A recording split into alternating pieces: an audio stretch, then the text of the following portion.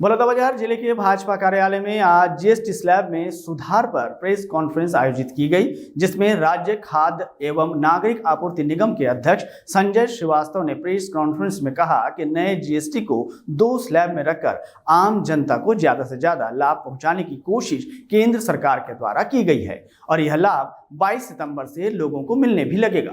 वहीं श्रीवास्तव ने कहा कि जीवन बीमा एवं स्वास्थ्य बीमा सहित आम लोगों के जरूरी खाने की वस्तुओं में जीएसटी शून्य किया गया है। साथ ही सूक्ष्म लघु उद्योगों को भी राहत दिया गया है। आपको बता दें कि किसान के ट्रैक्टर और कृषि उपकरणों में जीएसटी निफ्टी और 5% किया गया है। एक भारत शेष भारत की कल्पना के तहत जीएसटी को 2 स्लैब में बांटा गया है ताकि उपभोक्ताओं को लाभ होगा और राष्ट्र और राज्य के विकास दर में तेजी भी आएगी।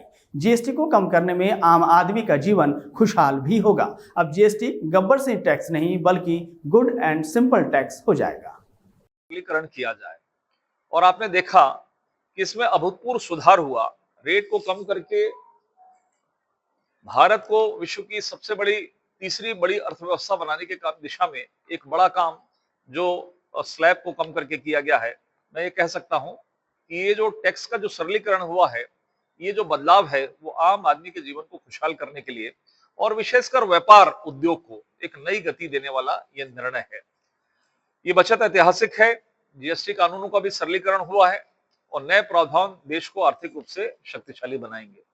पहले ही मैंने कहा कि एक राष्ट्र एक टैक्स और एक भारत श्रेष्ठ भारत की कल्पना इसमें निहित है।